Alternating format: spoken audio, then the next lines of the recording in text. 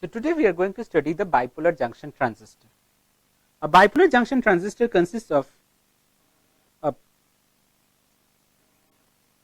three types of semiconductors put together, where you are basically having two p-n junction diodes back to back. So, either you have a p-type semiconductor sandwiched between two n-type semiconductors, or you have the reverse. Now, let us see the behavior of this NPN structure. Let us apply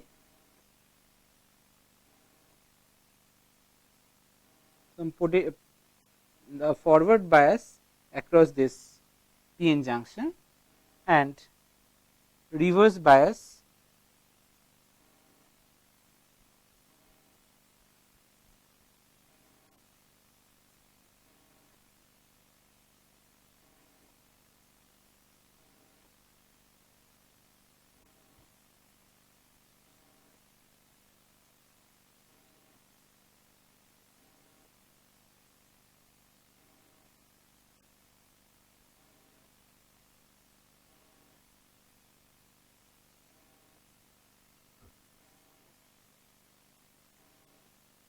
and a reverse bias across the base collector junction.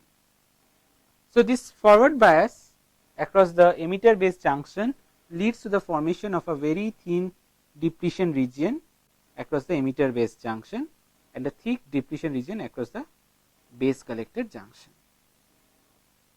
Now, when you apply a forward bias across the emitter base junction, what happens? This negative voltage basically repels the electrons away from the negative terminal of the battery, and they basically move towards this depletion region across the NP junction, across the emitter base junction, and then they cross the junction. But once they cross the junction, they basically find holes over here. So, these electrons basically recombine with the holes in the base, and some of the electrons are lost because of this recombination process. But a larger part of the electrons basically migrate towards the collector end. Now, at the collector end, you are basically given a strong positive potential, which basically, and they diffuse towards the collector and the collector at the collector. Now, if you consider it from an energy level point of view, at the emitter base junction, you need some small energy to promote an electron from the energy from the emitter to the base. Now, once they reach to the base, they basically diffuse from the emitter end of the base towards the collector end of the base, and at the collector end, they suddenly get a potential well at the base collector junction, where they basically jump off across the potential well of the base collector junction. Now, the thing is that as the electrons basically migrate from the emitter towards the collector through the base, some of the electrons, they are basically recombined with the holes of the base.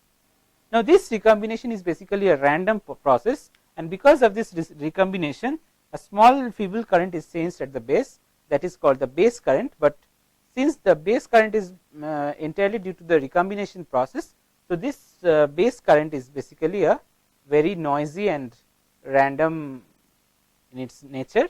So, but we can calculate some mean square value, and we basically specify the mean square value of the base current. Now, if you consider the output characteristics of the BJT,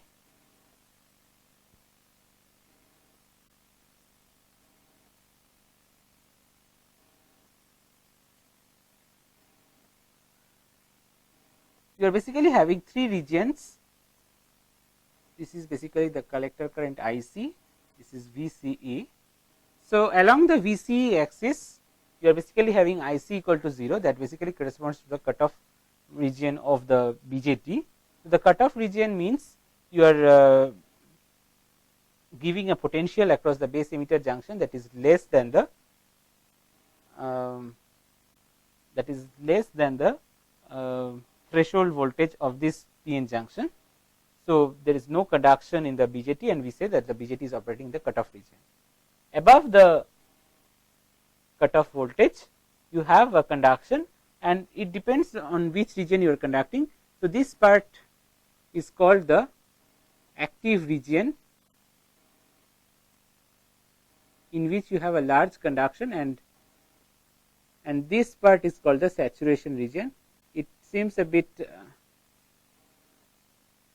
peculiar that this region we are calling it the saturation region, but this is the region in which the base is saturated with carriers, and that is why we call it the saturation region. So, the derivations for all these things are given in the course material.